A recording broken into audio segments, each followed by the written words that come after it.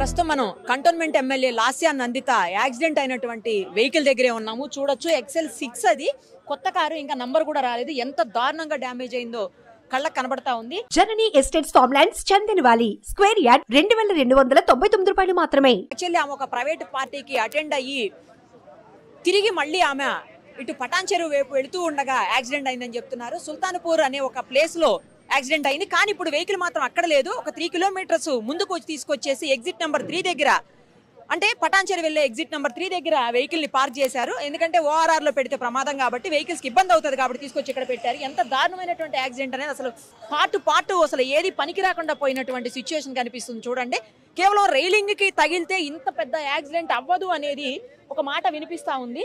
చూడండి ఒక్కసారి, మొత్తం అసలు ఏది కూడా లేదు. వెహికల్ టైర్స్, వీల్స్ మొత్తం ఇరిగిపోయినటువంటి సిచ్యుయేషన్. కేవలం రైలింగ్ కి తగిలితే ఇంత పెద్ద యాక్సిడెంట్ అవ్వదు.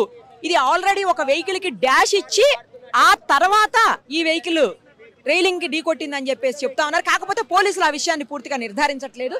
మనం చూడొచ్చు, కేవలం వాళ్ళు ముగ్గురు ఉన్నారట లోపల. మొత్తం డ్రైవర్ కమ్ ఆమె పిఏ ఆకాష్ అనే అతనే డ్రైవ్ చేస్తున్నాడని చెప్తున్నారు. పిఏగా కొంతకాలంగా అతను పనిచేస్తున్నాడు, అతనే డ్రైవింగ్ కూడా చేస్తున్నాడు ఇప్పుడు. సో ఆమె వెనకాల సీట్లో, ఇక్కడ ఈ సీట్లోనే ఆవిడ కూర్చుని ఉన్నారు. ఈ ఎయిర్ బ్యాగ్స్ కూడా ఓపెన్ అయినట్టు మనకు కనిపిస్తా ఉన్నాయి. అయినప్పటికీ కూడా, అంటే పెద్ద ప్రమాదం, మరింత పెద్ద ప్రమాదం జరిగినప్పుడు ఎయిర్ బ్యాగ్స్ కనిపించవు. ఇంకోటి, ఆవిడ సీట్ బెల్ట్ వేసుకోలేదని చెప్తా ఉన్నారు. ఫ్రంట్ చూడండి, అసలు ఎంత ఘోరమైనటువంటి సీట్ బెల్ట్ ఓపెన్ అయింది. ఓపెన్ అయినా కూడా ఆ ఆకాష్ అంటే డ్రైవర్ కి చాలా తీవ్రమైన గాయాలయ్యాయి. అతను చికిత్స పొందుతా ఉన్నాడు. ఆమె మాత్రం స్పాట్ లోనే చనిపోయారు. ఫేస్ కి బాగా గట్టిగా తాకి దెబ్బ, ఆ తర్వాత ఆవిడ స్పాట్ లోనే చనిపోయినట్టు తెలుస్తా ఉంది. ఇంకొకటి, గత కొంతకాలంగా ఆవిడ్ని మృత్యు వెంటాడుతుందనే చెప్పాలి నిజానికి. ఎందుకంటే వాళ్ళ ఫాదరు లాస్ట్ ఇయర్ మే నెలలో ఆయన చనిపోయారు. ఆయన చనిపోయిన తర్వాత ఆ సీట్ని లాస్యా నందితకి కేటాయించింది బీఆర్ఎస్ గవర్నమెంట్. ఆ టైంలో, అంటే అప్పుడు బీఆర్ఎస్ ఉంది కదా, ఆ పార్టీ వాళ్ళకి కేటాయించింది. ఆ తర్వాత ఆమె 17,000 మెజారిటీ తోటి అక్కడి నుంచి ఆవిడ గెలుపొందారు. నిజానికి ఆమె 37 ఇయర్స్, అంటే అతి పిన్న వయస్కులైనటువంటి ఎమ్మెల్యేలో ఆమె కూడా ఒకరని చెప్పాలి. లాస్ట్ డిసెంబర్లో ఆమె ఒక ఓపెనింగ్ కోసం వెళ్ళి షాప్లో లిఫ్ట్లో 3 గంటల పాటు ఇరుక్కుపోయినటువంటి పరిస్థితి. అది మొదటిసారి ఆ ప్రమాదం నుంచి బయటపడ్డారు. రెండోసారి ఈ నెలలోనే 13వ తారీఖు నల్గొండలో ఒక బహిరంగ సభ జరిగింది బీఆర్ఎస్ పార్టీకి సంబంధించింది. ఆ పార్టీ సభలో కేసీఆర్ కూడా పాల్గొన్నారు. ఆ సభకు వెళ్ళి తిరిగి వస్తున్నప్పుడు ఆవిడ వెహికల్ ఇది కాదు, ఆ రోజున్న వెహికల్ స్కార్పియో వెహికల్. అది ఫ్రంట్ ఉన్నటువంటి వెహికల్ కి డాష్ ఇస్తే అందులో హోమ్ గార్డ్ కూడా చనిపోయినటువంటి సిచ్యువేషన్. ఈమెకు కూడా దెబ్బలు తాకాయి, తల మీద నుదురంతా కూడా. ఆ దెబ్బలు ఇంకా పూర్తి స్థాయిలో కూడా తగ్గలేదు. ఎగ్జాక్ట్ 10 డేస్ గ్యాప్ లోనే మళ్ళీ యాక్సిడెంట్ అవటం, ఆవిడ ప్రమాదంలో చనిపోవటం మనం చూస్తున్నాము. నిజానికి నేను ఇందాకే చెప్పాను, మృత్యు వెంటాడుతుందేమో అనిపిస్తుంది చూస్తూ ఉంటే వరుస ఘటనలతోటి. ఆమె మరి ఎందుకు ఎలర్ట్ కాలేదో కూడా తెలియదు. నిజానికి డ్రైవర్లు ఇంతకు ముందంతా కూడా గవర్నమెంట్ లో ఎమ్మెల్యేలకి, ఎంపీలకి, అలాగే మినిస్టర్స్ లెవెల్లో ఉన్న వాళ్ళందరికీ కూడా గవర్నమెంట్ GAD ఆధ్వర్యంలో ప్రొఫెషనల్ డ్రైవర్స్ ని, చాలా ఎక్స్పీరియన్స్డ్ డ్రైవర్స్ ని, వెహికల్స్ ని కూడా వాళ్లే ప్రొవైడ్ చేసేవాళ్ళు. బట్ ఇప్పుడు అలా లేదు, కేవలం అలవెన్స్ మాత్రమే ఇస్తున్నారు. వీళ్ళు డ్రైవర్లను పెట్టుకుంటున్నారు, అలవెన్స్ ఇస్తున్నారు. ఇక్కడైతే మనకు వెహికల్ 100 లాక్ అయినట్టు కనిపిస్తా ఉంది మీటరు. డైరెక్ట్ గా ఇది రైలింగ్ కే ఢీకొనిందా, లేదు అంటే ముందు వెహికల్ కి ఢీకొని తర్వాత రైలింగ్ కి ఏమన్నా ఢీకొట్టిందా అనేది మాత్రమే క్లారిటీ లేదు. ఒకసారి ఆ స్పాట్ కూడా చూద్దాము, రైలింగ్ కి ఢీకొట్టినటువంటి స్పాట్. వెహికల్ చూస్తుంటేనేమో కంప్లీట్ గా 100% వెహికల్ వేరే వెహికల్ ని డాష్ ఇచ్చిన తర్వాతనే రైలింగ్ కి గుద్దినట్టుగా అనిపిస్తా ఉంది. బట్ అక్కడ సిచ్యుయేషన్ చూస్తే మాత్రం కేవలం రైలింగ్ కి తగిలినట్టుగానే కనిపిస్తా ఉందంట. ఇది పూర్తి స్థాయిలో ఇంకా బయటికి, అంటే పోలీస్ ఇన్వెస్టిగేషన్ లో గానీ మనకి ఇన్ఫర్మేషన్ వచ్చేటువంటి అవకాశం కనిపిస్తుంది. ఇంత చిన్న ప్రమాదం అయితే రైలింగ్ జరిగితే జరగదు అని చెప్పేసి ఎక్స్పీరియన్స్ ఉన్న వాళ్ళందరూ చెప్తున్నారు. XL6 మరి ఇలాంటి ఇంత సేఫ్టీ, ఎందుకంటే XL6 ఏమి అంత సేఫ్టీ విషయంలో వస్తే దానికి 4 రేటింగ్ ఉంది. మరి అలాంటి వెహికల్లోనే అంటే ఒక రకంగా బాగానే ఉన్నట్టు సేఫ్టీ రేటింగ్, తర్వాత ఎయిర్ బ్యాగ్స్ కూడా ఉన్నాయి.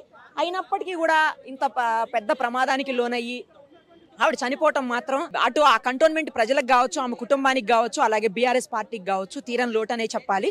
ఇప్పటికే బీఆర్ఎస్ పార్టీ నేతలందరూ కూడా స్పందించారు. ముఖ్యంగా ముఖ్యమంత్రి సీఎం రేవంత్ రెడ్డి గారు కూడా స్పందించి ఆయన ఖచ్చితంగా ఆమె ఆత్మకు శాంతి చేకూరాలి, నాకు చాలా ఫ్రెండ్, ఆయన మంచిగా ఉండేవాళ్ళు నాతోటి, సాయన్న గారని వాళ్ళ నాన్నగారిని కూడా గుర్తు చేసుకున్నారు. అతి చిన్న వయసులోనే ఈమె ప్రమాదానికి గురవటం దారుణమైన విషయం అని ఇప్పటికే బీజేపీ నేతలు బండి సంజయ్ గారు, తర్వాత హరీష్ రావు గారు, కేటీఆర్ గారు కూడా గతంలో ఒక 1 వీక్ 10 డేస్ బ్యాక్ ఇద్దరు కలిసి కూర్చున్నటువంటి ఒక ఫోటోని పిక్ ని షేర్ చేస్తూ ఈ రోజు ఈ వార్త వినాల్సి రావడం దురదృష్టకరం అని చెప్పేసి ఆయన కూడా ట్వీట్ చేశారు. ఒక్కసారి చూడండి ఎంత దారుణంగా ఉందో వెహికల్, అసలు చూస్తుంటేనే భయం వేస్తుంది. వెహికల్ చూస్తుంటేనే ఎంత దారుణమైనటువంటి సిచ్యుయేషన్ లో ఈ ప్రమాదం జరిగి ఉంటుంది అనేది, అసలు ఏ ఒక్క పార్ట్ కూడా లేదు. అసలు ఇక్కడ చూడండి ఇదంతా కూడా సిమెంట్ లాంటిది ఏదో దీని మీద పడింది, డస్ట్ లాంటిది కూడా.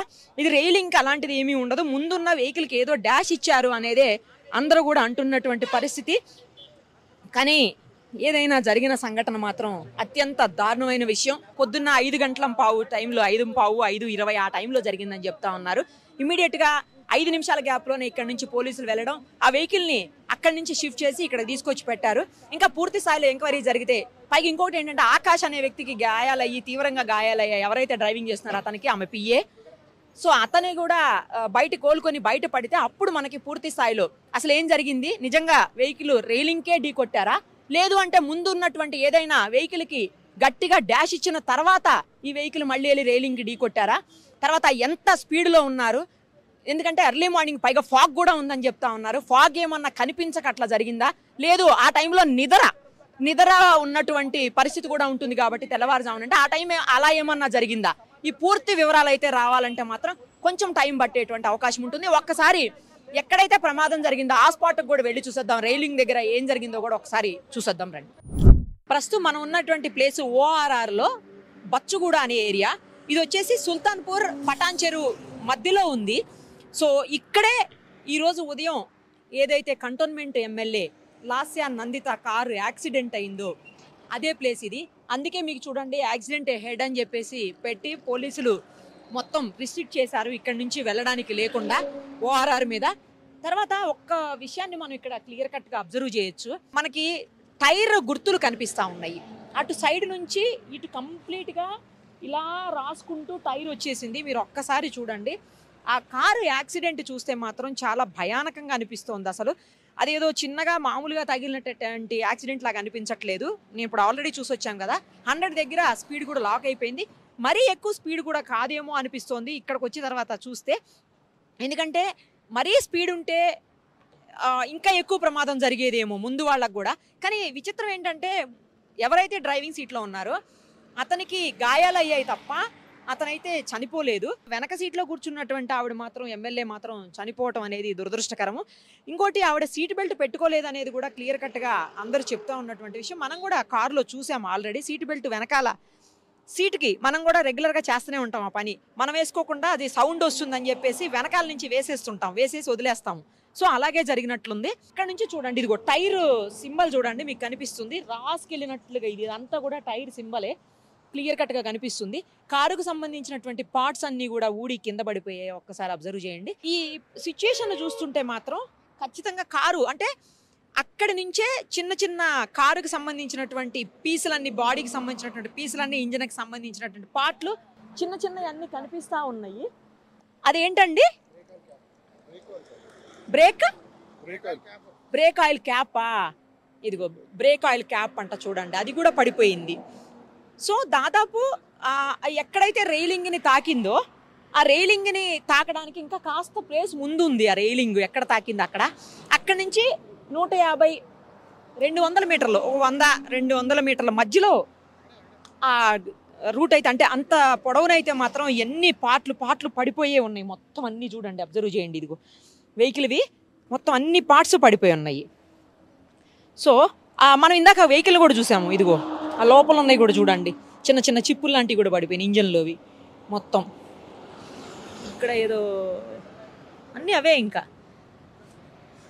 ఆ బండి తయారైన డేట్ అనుకుంటా మేబీ, అవన్నీ కూడా ఉన్నాయి దాని మీద. ఇక్కడ చూస్తున్న దాని ప్రకారం మనకేమనిపిస్తుంది అంటే వెహికల్ ముందే దేన్నో వేరే వెహికల్ హిట్ చేసింది. ఆ హిట్ చేసిన తర్వాత అది ఇట్లా కింద రాసుకుంటూ రుద్దుకుంటూ సైడ్కి వెళ్ళిపోయి రైలింగ్ని గుద్దిందేమో అనేటువంటి పరిస్థితి అయితే ఉంది. ఏంటండి అదేంటండి, ఇదేంటి లైట్ వా ఇవి? లైట్ ఇది కాదు, ఇలాంటి ఎల్లో పీసెస్ కూడా చాలా కనిపిస్తున్నాయి అని చెప్తున్నారు ఇప్పుడు వీళ్ళందరూ కూడా. తర్వాత ఇది ఏం పార్ట్ అండి? హెడ్ లైట్ కదా, అదే చూడండి కారు హెడ్ లైట్ ఇది. మనం ఇందాక చూసాం కదా, కార్కి అసలు ఏమీ లేవు, ఫ్రంట్ పార్ట్ అంతా మొత్తం ఎగిరిపోయింది, అసలు ఏమీ లేదు, కంప్లీట్గా డ్యామేజ్ అయిపోయినటువంటి పరిస్థితి. ఇది లెఫ్ట్ సైడ్ హెడ్ లైట్, ఎందుకంటే ఈ లైట్ ఇటు సైడ్ వస్తుంది కాబట్టి ఇది లెఫ్ట్ సైడ్ది. పార్ట్లన్నీ విరిగిపోయి పడిపోయినటువంటి పరిస్థితి. ఇగో చిన్న చిన్న చిన్న చిన్న పార్ట్స్, నేను ఇందాకే చెప్పాను 100 నుంచి 200 మీటర్ల డిస్టెన్స్లో మొత్తం అన్ని పార్ట్లు ఇక్కడ పడిపోయి కనిపిస్తున్నటువంటి సిచ్యుయేషన్. ఇక్కడి నుంచి అంటే అంత దూరం కూడా మేబీ ఒకళ్ళు ఎవరో చెప్పడం అయితే, మరి ప్రత్యక్ష సాక్షులు అయితే ఎవరు కనిపించట్లేదులే కానీ ఈ టైంలో, ఎందుకంటే మార్నింగ్ 5:15, 5:20 అరౌండ్ జరిగిందని చెప్తున్నారు ఆ టైంలో. సో ఇక్కడైతే ప్రత్యక్షంగా చూసిన వాళ్ళు అయితే ఎవరు లేరు. ఒకళ్ళు చూసినా కూడా ఎవరు చెప్పరు కదా, వెళ్ళిపోతూ ఉంటారు, మళ్ళీ ఎందుకు రిస్క్ మనకని చెప్పేసి వెళ్ళిపోయే పరిస్థితులు ఉంటాయి. ఇంకొకటి ఏంటంటే ఆగి చూసే పరిస్థితి కూడా ఉండదు, వాళ్ళు కూడా స్పీడ్లో వెళ్ళిపోతూ ఉంటారు. ఇప్పుడు 120 ఉంది కదా ఇక్కడ స్పీడు, సో అదే స్పీడ్లో వాళ్ళు కూడా పోయేటువంటి పరిస్థితి ఉంటుంది. సో మొత్తం అన్ని మిర్రర్స్ అయితే అసలు రోడ్డు మొత్తం అవే పడిపోయి ఉన్నాయి, ఎక్కడ అసలు గ్యాప్ లేకుండా ఈ 100 నుంచి 200 మీటర్ల మధ్యలో ఎక్కడ గ్యాప్ లేదు, అసలు కంప్లీట్గా అవే పడిపోయి ఉన్నటువంటి సిచ్యుయేషను. సో ఇలా ఆ వెహికల్ని హిట్ చేసిన తర్వాత ముందుకు అట్లా వచ్చేసి వెహికల్ ఆ రైలింగ్కి డాష్ ఇచ్చింది అనేది ఇప్పుడు ఇక్కడ ఉన్నటువంటి పరిస్థితిని బట్టి మనకు అర్థమవుతుంది.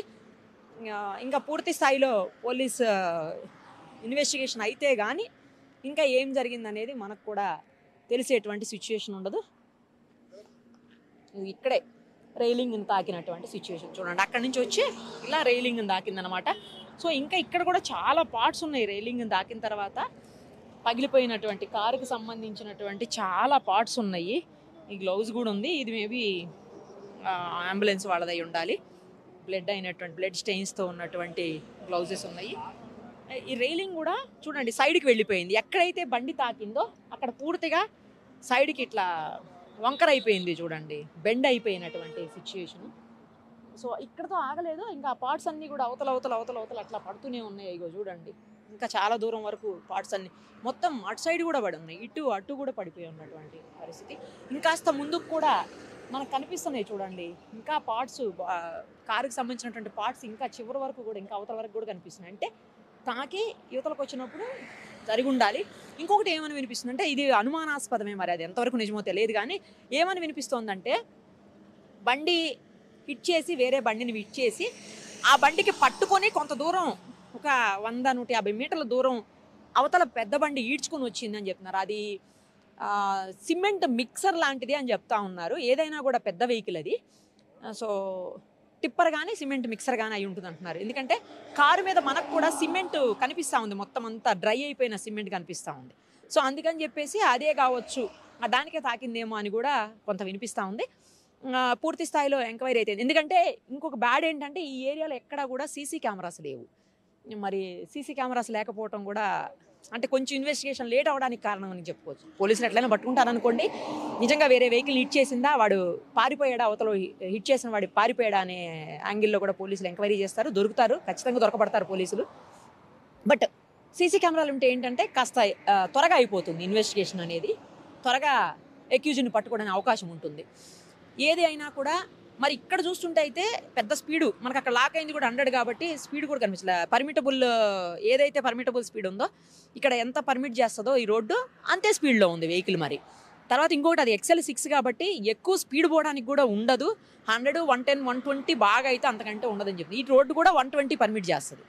సో అలాంటప్పుడు మరి స్పీడ్గా లేకున్నా కూడా వెనకాల నుంచి వచ్చిన వెహికల్ ఫాగ్ కూడా ఉందంటున్నారు కాబట్టి ఆ టైంలో అది జరిగి ఉంటుందా, లేకపోతే వాళ్ళు ఒక ప్రైవేటు కార్యక్రమానికి ఫంక్షన్కి అటెండ్ అయ్యి వస్తున్నారని చెప్తున్నారు కాబట్టి నిద్ర లేకపోవటం వల్ల ఏమైనా అది కూడా ఇష్యూ అయిందా, ఇవన్నీ కూడా ఆ ఆకాష్ అనే అతను డ్రైవర్ ఎవరైతే పిఏ ఉన్నారో అతను కోలుకుని హాస్పిటల్ నుంచి బయటకు వస్తే కానీ ఇంకా పూర్తి స్థాయిలో క్లారిటీ రాదు పోలీస్ ఎంక్వైరీలో.